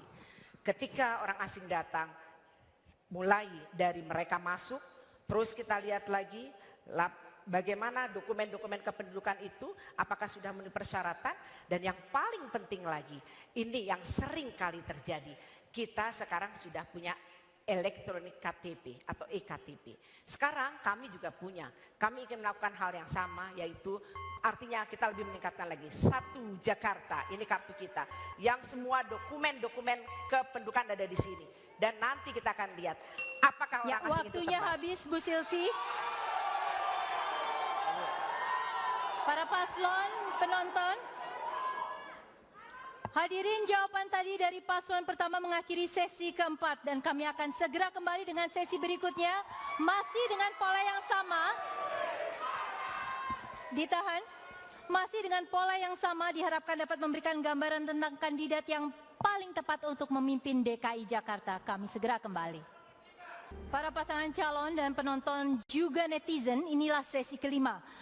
Paslon, polanya masih sama dengan sesi sebelumnya, di mana pertanyaan muncul dari para pasangan calon untuk kemudian harus ditanggapi dan diargumen kembali oleh masing-masing kandidat guna mempertahankan gagasannya. Saya ingatkan kembali bahwa tema pertanyaan harus sesuai dengan yang ditetapkan oleh KPUD, yaitu tentang pembangunan sosial ekonomi untuk Jakarta yang dapat diturunkan ke masalah sosial ekonomi, transportasi, lingkungan hidup, keamanan, serta pendidikan. Baiklah, langsung saja pada sesi kelima putaran pertama, pertanyaan dari paslon kedua kepada paslon pertama. Untuk itu saya berikan waktu kepada paslon kedua selama 1 menit bertanya kepada pasangan calon nomor urut 1. Silakan. Ya, saya mau tanya, saya juga heran hasil audit terakhir, namanya dana bergulir itu sudah di stop. Karena di zaman Bu Sylvie masih jadi wali kota, Pak Foke masih gubernur, itu macet ratusan miliar. Dan beberapa penerima dana bergulir ini masuk penjara. Makanya saya dievaluasi, kami kembalikan evaluasi kepada Bank DKI. Nah, kami tidak mengerti bagaimana caranya. Lalu tadi juga pasangan calon satu katakan meluncurkan kartu Satu Jakarta. Kami sudah luncurkan dengan Bank Indonesia Juni tahun lalu, nama itu kartu Jakarta One. Namanya non-tunai, kartu non-tunai terintegrasi. Itu tidak bisa sembarang buat nama tanpa persetujuan Bank Indonesia. Jadi saya bingung bagaimana pasangan nomor 1 mengeluarkan program-program ide-ide yang sebetulnya bertentangan dengan aturan dan lebih baik mengkopi kami bolak-balik nama. Nggak bisa. Mari saya mau tanyakan solusi seperti apa. Terima kasih. Baik, langsung saja kepada pendukung paslon kedua. Paslon 1, Anda memiliki waktu 1,5 menit untuk menjawab pertanyaan tersebut. Silakan. Itu sebabnya saya mengeluarkan Satu Jakarta. Kenapa? Karena saya melihat sendiri. Saya tahu betul di dalam belum jalan. Karena itulah saya mengatakan, saya sudah siapkan aplikasi ini dan saya sudah siapkan apa yang perlu dilengkapi. Bicara di sini kartu Jakarta Pintar, di sini ada education report. Bicara KJS ada medical report. Bicara transportasi, bicara bagaimana ini juga bisa menjadi ATM, dan yang paling penting lagi kita nggak repot, data semua berada di sini. Dan saya yakin bahwa kalau kita memiliki Satu Jakarta ini, sekali lagi bukan hanya melaunching, tetapi realisasinya terbukti. KJP saja banyak keluhan. Kenapa sampai terlambat KJP? Kenapa orang harus sengsara? Padahal pendidikan itu adalah tanggung jawab pemerintah bersama-sama dengan masyarakat. Disinilah yang saya ingin, kenapa kita sepakat, Mas Agus dengan saya, Mpok Sylvie, ingin mengeluarkan Satu Jakarta yang akan terrealisasi dengan nyata. Bukan sekedar melaunching saja dan kemudian mengeksposnya dalam media sosial, tapi kenyataannya tak berguna. Mudah-mudahan ini menjadi solusi terbaik untuk warga Jakarta yang makin insya Allah sejahtera. Insya Allah kami amanah. Oke. Kita tahan dari pendukung paslon 1. Pendukung paslon 1. Saya berikan kesempatan kepada paslon 2 untuk menanggapi dalam waktu 1 menit. Itu yang saya sampaikan. Saya bilang pasangan nomor 1 ini kelihatan tidak ngerti peraturan keuangan. Kita kan kerjasama dengan OJK juga. Kami ingin seluruh Jakarta ini cashless society. Makanya OJK dengan BI mengeluarkan rekening bank, nama itu tabunganku. Setor 20.000 di bank besar boleh buka rekening. Nah, kenapa kartu Jakarta One itu sudah jalan? Ini soal cetak saja. Kenapa BI memberikan izin pada kami? Karena kami sudah punya database. Semua KJP ada 692.000 pemegang. semua pemegang rumah susun, semua yang naik bus Transjakarta, semua UMKM, semua PKL-PKL itu sudah kami daftarkan. Nah karena itulah BI mengizinkan kami menerbitkan kartu Jakarta One, dan bank-bank yang lain sudah MOU dengan kami, baik BCA, Mandiri, mereka mendukung. Backbone-nya siapa? Bank DKI. Tapi datanya ada di Dinas Kominfo. Jadi saya kira kurang mengerti peraturan keuangan. Waktunya habis. Baik. Paslon 1 langsung saja. Paslon 1 Anda dapat menanggapi kembali selama 1 menit. Inilah masalahnya. Pemimpin yang selalu curiga dengan rakyatnya sendiri. Pertama tadi pertanyaannya, bagaimana meyakinkan agar masyarakat tidak masuk penjara? Selalu otaknya bagaimana masyarakat tidak masuk penjara? Bagaimana pertanyaannya kalau mereka berhasil? Tidak pernah ditanyakan. Tadi pemberdayaan RT RW 1 miliar, Pak Jarod pertama-tama menyampaikan pertanyaan tadi seperti itu. Pak Basuki juga menyampaikan bagaimana nanti untuk bantuan modal usaha atau dana bergulir. Tetapi yang perlu kita yakin di sini adalah tujuannya benar, membantu mengembangkan UMKM. Kami bergerilya selama 3 bulan, semua mengatakan kami sulit modalnya Pak, kami tidak diperhatikan. Kami berkeliling juga, semua komunitas RT RW mengatakan kami tidak diperankan sebagaimana mestinya. Kami ingin berinisiatif, kami tahu lingkungan kami puluhan tahun tinggal di sini. Dan itulah mengapa kami ingin berdayakan RT RW, karena kami yakin bersama rakyat Jakarta akan maju. Baik, itu tadi tanggapan. Tolong pendukung nomor 1 ditahan, kita akan lanjut. Baiklah, tadi tanggapan dari paslon 1 mengakhiri putaran pertama, kita akan lanjut. Saya tidak akan melanjutkan kalau belum diam dari para pendukung pasangan calon. Baik, saya akan lanjutkan kepada putaran selanjutnya di segmen ini. Kesempatan bertanya diberikan kepada pasangan calon ketiga. Silakan bertanya kepada pasangan calon kedua, waktu Anda 1 menit. Silakan. Bicara tentang sosial ekonomi adalah bicara tentang manusia. Dan artinya kita meningkatkan mutu manusianya. Sudah berkali-kali garis bawahi. Kami mengatakan berkali-kali sejak dulu konsentrasi pada manusia, pada manusia. Jangan hanya konsentrasi pada pembangunan benda-benda mati yang indah difoto dan bisa ditunjukkan dalam 5 tahun hasilnya. Justru yang harus ditonjolkan adalah pembangunan kualitas manusia. Pertanyaan untuk pasangan calon nomor 2 adalah, apa strategi untuk meningkatkan mutu manusia di Jakarta? Apa strategi untuk meningkatkan mutu pendidikan di Jakarta? Silakan. Ya, baik, silakan paslon 2 Anda memiliki waktu 1,5 menit untuk menjawab pertanyaan tersebut. Di dalam visi misi program kami yang dimaksud dari pasangan calon 3 itu bukan strategi. Karena kalau strategi kami itu adalah transparansi, non tunai, tapi kami namanya kebijakan. Kebijakan kami apapun yang dipikirkan, dirancang, dianggarkan harus membuat penuh otak, perut dan dompet warga DKI. Nah, di sinilah perbedaannya. Pasangan ini mengatakan kami hanya membangun fisik, jembatan segala macam. Bukan, karena kami ingin memperbaiki orang. Orang bagaimana mau sekolah, gimana mau beribadah kalau tempatnya banjir sampai 3 minggu. Karena itulah kami membangun fisik, seat pile, danau, membuat sungai yang rapi.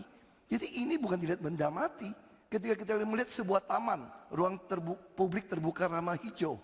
Ini benda mati, iya. Tapi ini dikaji dengan pemetaan sosial supaya orang dari janin sampai lansia betah di sana. Nah makanya kalau kita hanya mengatakan membangun manusia, tidak ada bangun benda matinya, itu namanya apa tuh nggak? Itu namanya teori. Ngajar di dosen, di kampus, itu ya teori. Cuma ngomong saya mau bangun ini, bangun itu, bangun ini. Tapi nggak ada actionnya. Kalau kami tahu tujuannya, visinya jelas, terukur, ya harus membangun, harus ada fisik supaya sumber daya manusia ini tercapai. Nah saya kira pasangan nomor 3 memang gayanya mungkin dosen gitu ya. Terima kasih. Waktunya habis, Pak Basuki. Ya. Pemimpin yang memecah belah. Baik, ini paslon 3, giliran Anda menanggapi pendukung paslon 2. Paslon 3, giliran Anda menanggapi dan waktu 1 menit, silakan. Saya rasa sederhana. Pertanyaannya bagaimana membangun manusia? Jawabannya nggak nyambung sama sekali. Karena itu Pak Basuki nyamanya. Karena itu Pak Basuki, jangan hanya kerja. Harus punya gagasan, harus punya kata-kata. Karena dua itu memberikan narasi. Dan Bung Karno mengatakan, banyak bicara, banyak bekerja. Bukan hanya banyak bekerja tanpa bicara. Tugas pemimpin mengirimkan pesan dan itu menggunakan kata-kata. Kalau Anda meremehkan kata-kata, maka Anda akan memecah belah warga Jakarta. Hormati kata-kata. Dan saya sekarang bawahi, bangun pendidikan ini penting. Kenapa? Karena kami melihat pendidikan lebih dari sekedar soal persekolahan. Salah satu masalah transportasi di Jakarta adalah karena para pengemudi tak pernah mengalami proses pendidikan peningkatan mutu profesi. Kami akan melihat pendidikan lebih luas dari soal sekolah. Terima kasih. Ya, langsung saja ditahan pendukung paslon 3. Oke. Para pendukung, kita tenang untuk kita bisa melanjutkan sesi ini. Terima kasih. Langsung paslon 2, Anda dapat menanggapi kembali selama 1 menit. Ya, itu yang saya sampaikan, bahwa tidak mungkin untuk mencapai sebuah tujuan tidak membangun infrastrukturnya. Misalnya kita bicara soal sopir bus. Nah, kami melakukan apa? Transjakarta mengambil alih semua. Tetapi sopir yang kerja di bawah Transjakarta, walaupun tetap milik swasta, kami bayar rupiah per kilometer dapat 2 kali UMP. Karena kami sadar perusahaan yang lama itu tidak mampu menggaji 2 kali UMP. Dan apalagi yang kami katakan, visi kami terukur dengan angka. Apa angka itu? Itulah indeks pembangunan manusia. Makanya jangan heran Jakarta nomor 1. Malahan kita terima 4 piagam dari Bappenas. Belum pernah di Republik ini sebuah provinsi mendapatkan 4 piagam sekaligus dalam hal pembangunan manusia. Dan itu diperoleh oleh DKI. Terima kasih. Baik, waktunya sudah cukup. Harap tenang pendukung paslon kedua. Ya, hadirin yang ada di ruangan ini, saya tahu situasinya mulai panas, tapi kita tetap mengacu kepada tata tertib supaya jalannya memang lebih lancar dan kita sesuai waktu. Seperti yang kita sepakati di awal. Baik, kita langsung saja masuk ke putaran terakhir di segmen kelima ini. Kesempatan bertanya saya berikan kepada pasangan calon pertama. Silakan bertanya kepada pasangan calon ketiga. Waktu Anda 1 menit dari saat dimulai. Silakan. Terima kasih. Assalamualaikum Pak Menteri, Pak Anies. Saya ingin bertanya, bagaimana menurut Bapak bahwa Jakarta ini kok ketegangan sosial, keamanan, kriminalitas boleh dikatakan termasuk yang terburuk di kota-kota besar di dunia. Bapak kebetulan sebagai seorang pendidik tentu punya kisi-kisi yang baik bagaimana supaya ketegangan sosial, kriminalitas tidak meningkat. Sehingga kita betul-betul pingin Jakarta ini nyaman, aman, kemudian tidak terganggu, tidak ada pelecehan, kemudian juga bagaimana masyarakat ini juga ya merasa Jakarta ini layak untuk dihuni. Terima kasih. Baik, waktunya kurang dari yang ditetapkan, tapi kita bisa langsung saja kepada paslon 3. Anda memiliki waktu 1,5 menit untuk menjawab pertanyaan tersebut. Pertama, kita mari sadari, hadirnya pemimpin adalah untuk bisa membuat suasana bersama bagi semua, persatuan. Karena itu, pemimpin justru harus bisa berdialog dengan semua, berbicara dengan semua. Karena saya ingin garis bawahi, damai bukan ditandai dengan tiadanya kekerasan, damai ditandai dengan hadirnya rasa keadilan. Dan ini bukan teori, justru ini adalah aplikasi praktek. Karena itu yang dimunculkan nomor 1, lapangan pekerjaan bagi semua. Lapangan pekerjaan membuat orang memiliki karya, memiliki harga diri. Yang kedua, memastikan interaksi antar warga terbangun dengan baik. Di seluruh wilayah Jakarta dibangun interaksi Lewat apa? Kegiatan olahraga, kegiatan kesenian di tiap kampung-kampung di Jakarta, kegiatan kebudayaan. Jakarta menjadi kota yang hidup, warganya berinteraksi satu sama lain di tingkat yang paling bawah. Yang tidak kalah penting, di tingkat Jakarta sendiri, kita akan pastikan bahwa Jakarta bukan saja milik mereka yang di atas, tapi milik semua. Kita akan tegas. Untuk urusan penggusuran tegas, tapi untuk urusan prostitusi, Alexis lemah. Kita akan tegas menghadapi mereka. Dan ini adalah cara kita menghadapi Waktunya masalah habis, itu. Pak Anies. Langsung saja saya minta kembali kepada paslon 1. Ditahan, tadi kita sudah sepakat, para pendukung paslon 3 harap ditahan. Kita berikan waktu kepada paslon 1 untuk kembali menanggapi dalam waktu 1 menit. Silakan. Terima kasih Pak Anies. Tadi sudah dijelaskan mengapa dan apa saja alasan yang memungkinkan terjadinya ketegangan sosial dan kriminalitas. Pertanyaan kami sebenarnya adalah bagaimana cara Bapak jika terpilih menjadi gubernur ya untuk meyakinkan bahwa keamanan di kota Jakarta ini terjaga dari kriminalitas, dari aksi-aksi yang radikal, ancaman secara fisik, security dalam arti besar dan lain sebagainya. Karena bagaimanapun Jakarta sebagai kota megapolitan yang kita tahu dengan segala kompleksitasnya, kita bisa membandingkan Jakarta dengan New York dan lain sebagainya.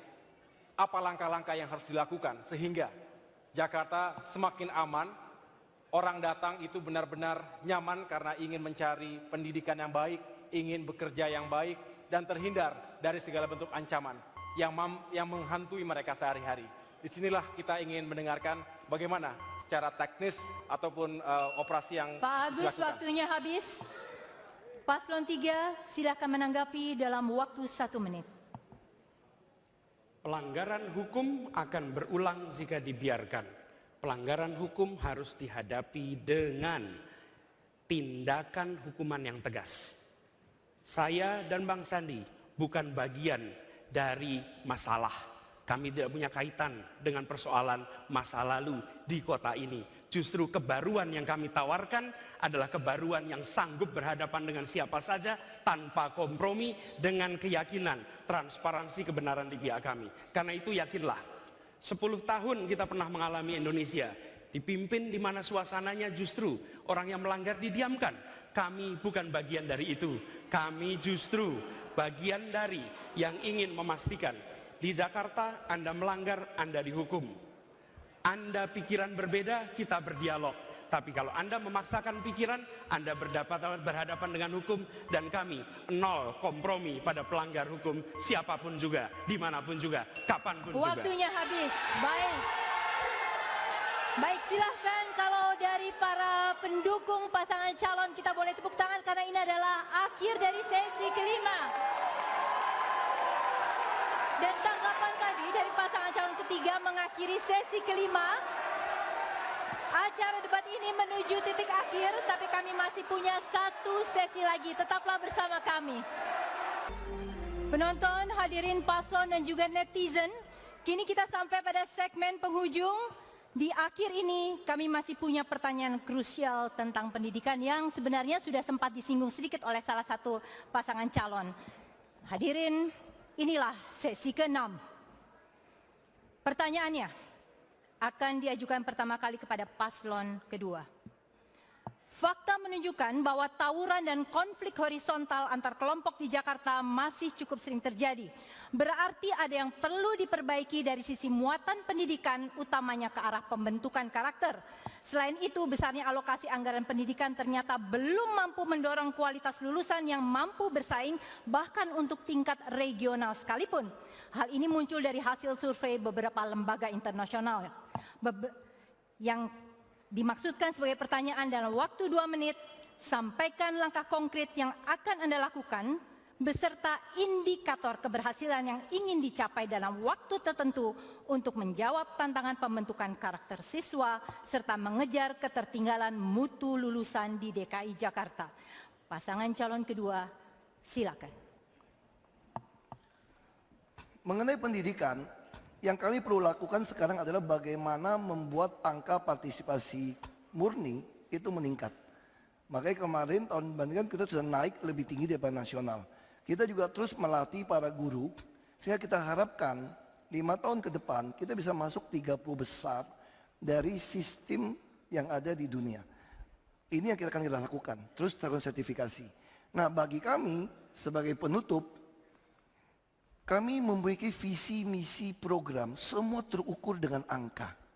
Sebetulnya bagi kami suka debat seperti ini. Kami mengharapkan ada masukan-masukan yang baru, yang baik untuk kami memperbaiki jika kami diberikan kepercayaan kembali. Tapi terus terang deh, tadi saya mencatat beberapa hal. Banyak sekali hal yang disampaikan itu bukanlah sesuatu hal yang baru.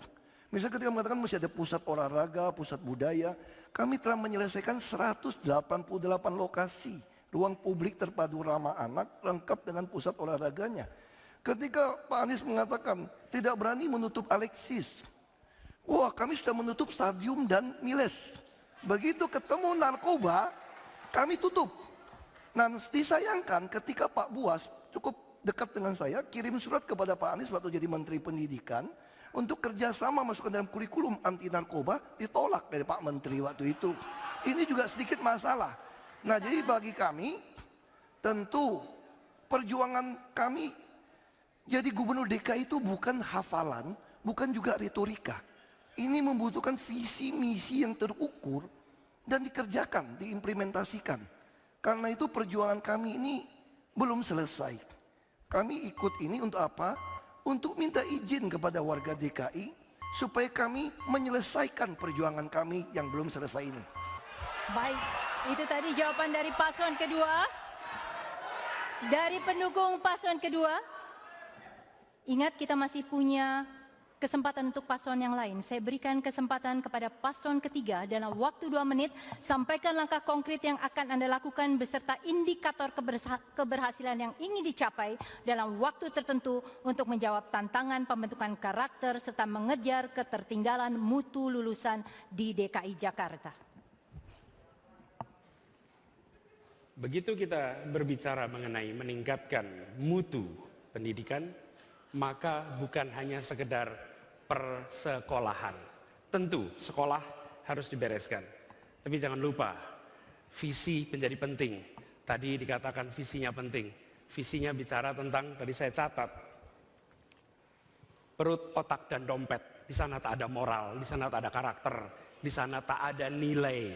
Justru yang mau kita bangun adalah iman, takwa, akhlak. Karena yang dibutuhkan bagi masyarakat Indonesia adalah pendidikan yang menumbuhkan karakter moral dan karakter kinerja. Karakter moral artinya jujur, ikhlas, tuntas, beriman. Tetapi karakter kinerja, kerja keras, kerja tuntas. Pendidikan bukan sekedar penyiapan kepekerjaan.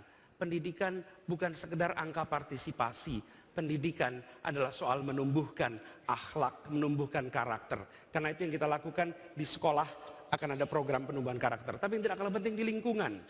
Kita akan tetapkan lingkungan menjadi lingkungan belajar. Maghrib sampai Isya bagi yang muslim mengaji. Jam 7 sampai jam 9 kita akan gunakan menjadi jam belajar bagi seluruh peserta didik di Jakarta. Anak-anak belajar. Dan kami akan undang para profesional, para mahasiswa. Mari turun ke kampung-kampung, jadilah saudara bagi adik-adikmu, bimbinglah mereka belajar di sore hari. Dan apa yang terjadi? Membangun karakter, membangun akhlak, bukan program. Membangun karakter menjadi gerakan. Sekota ini akan tumbuh karakternya, akan tumbuh menjadi kota di mana warganya merasakan kebahagiaan. Karena satu sama lain saling menunjukkan karakter yang mulia. Kepemimpinan tak hanya fokus pada material, tapi fokus pada moral bangsa. Pak Anies, waktu habis. Ya. Kini giliran kami berikan kepada paslon pertama dalam waktu 2 menit. Sampaikan langkah konkret yang akan dilakukan beserta indikator keberhasilan yang ingin dicapai dalam waktu tertentu guna menjawab tantangan pembentukan karakter serta mengejar ketertinggalan mutu lulusan di DKI Jakarta. Saya suka sekali pertanyaan ini. Bagaimana membangun karakter Jakarta, masyarakat Jakarta? Sebelum kita jauh berbicara tentang program, kurikulum, sekolah, pendidikan formal. Terlebih dahulu, lihatlah diri kita sendiri. Sebagai pemimpin harus bisa menunjukkan memiliki karakter yang baik, yang bisa menjadi contoh yang baik, menjaga harmoni, toleransi di atas perbedaan, menjaga persatuan tanpa harus menjadi homogen. Ini adalah kekuatan bangsa kita, ini adalah kekuatan Jakarta kita. Kita ingin menjadi kota, ingin menjadi bangsa yang benar-benar memiliki karakter yang kuat, karakter yang unik. Tidak harus kita serupa dengan karakter negara, bangsa, atau kota lain di dunia. Jakarta adalah Jakarta, dan disinilah kita ingin melalui pendidikan, melalui pemberdayaan komunitas, kita ingin terus membangun moralitas, akhlak, dan juga karakter manusia Jakarta yang semakin baik dan unggul. Ingat, abad 21 adalah abad yang ultra kompetitif. Kita tahu globalisasi, kemajuan teknologi, informasi, dan lain sebagainya meniscayakan warga Jakarta yang kompetitif, yang bisa beradaptasi dan bisa menghadapi berbagai tantangan, tidak hanya di Jakarta, di nasional, tapi juga di kawasan Asia Tenggara, Pasifik, bahkan dunia. Kita bisa kalau kita berbuat yang terbaik, dan sekali lagi ada goodwill dan contoh yang baik dari pemimpinnya. Bersama-sama kita bisa, dan ini sekali lagi membutuhkan kesadaran dari semua pihak.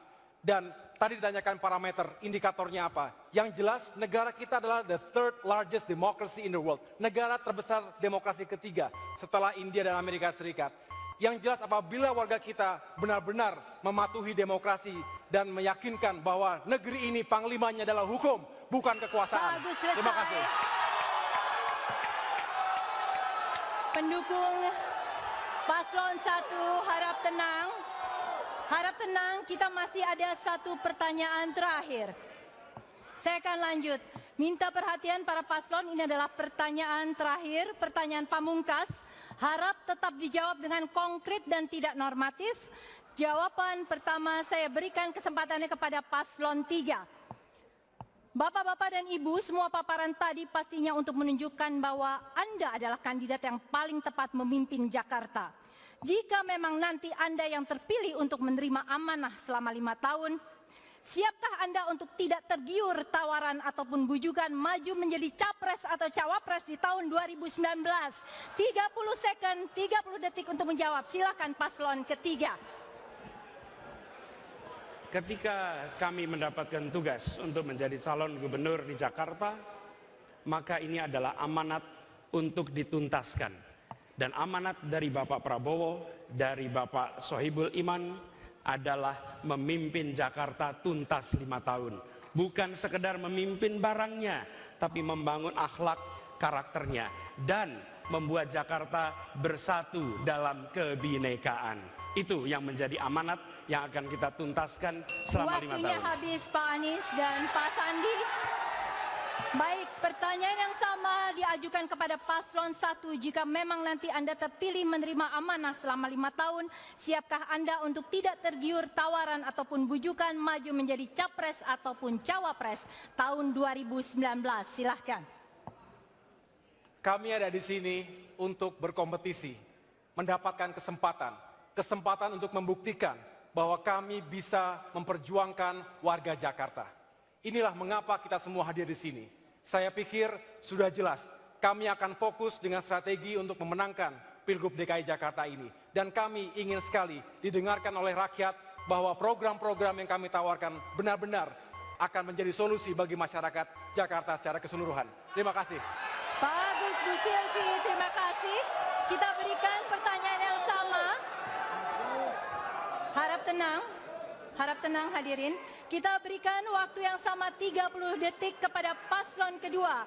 Jika memang nanti Anda yang terpilih menerima amanah selama 5 tahun, siapkah Anda tidak tergiur tawaran ataupun bujukan maju menjadi capres atau cawapres tahun 2019? Silakan.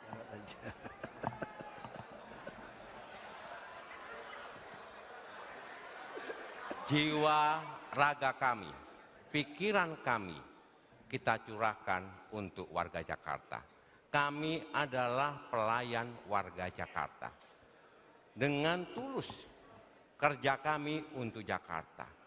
Kita ingin menjadikan Jakarta atau ibu kota yang bisa dibanggakan oleh Republik ini, oleh anak negeri ini. Oleh karena itu, perjuangan belum selesai. Kami ingin 5 tahun lagi ngabdi untuk Jakarta. Waktunya habis Pak Jarod. Baik. Hadirin, inilah akhir dari seluruh debat perdana Pilkada DKI Jakarta memilih gubernur dan wakil gubernur. Kita tepuk tangan untuk semua paslon dan kita semua. Baik. Sebentar, silakan duduk dulu para paslon.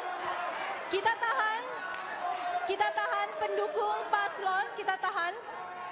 Dari jawaban serta argumen para paslon, Anda bisa menilai mana yang terbaik untuk memimpin Jakarta. Kalaupun belum bisa, ditahan pendukung para paslon. Kita tadi sudah sepakat di awal ya, Kalaupun Anda belum bisa menentukan, Anda masih punya waktu karena akan ada 2 debat lagi, yaitu tanggal 27 Januari dan 10 Februari. Tapi siapapun yang terpilih untuk memimpin Jakarta, yang harus dikedepankan adalah menghormati perbedaan pendapat serta mengusung Jakarta yang teduh bagi semua. Dan ini tentunya juga berlaku bagi netizen yang harus lebih bijak menggunakan jari jemarinya. Untuk itu saya mengundang para pasangan calon untuk turun guna menegaskan soal komitmen damai selama proses pilkada ini berlangsung. Silakan para paslon turun dan kemudian boleh saling bersalaman sekarang menunjukkan komitmen damai. Mewakili KPUD DKI Jakarta dan stasiun televisi penyelenggara TV One, Net TV dan Javos TV, saya Ira Kusna mengucapkan terima kasih atas perhatian Anda. Pastikan tanggal 15 Februari Anda menggunakan hak pilih untuk menentukan pemimpin yang mampu membawa Jakarta menjadi lebih baik lagi. Selamat malam, terima kasih.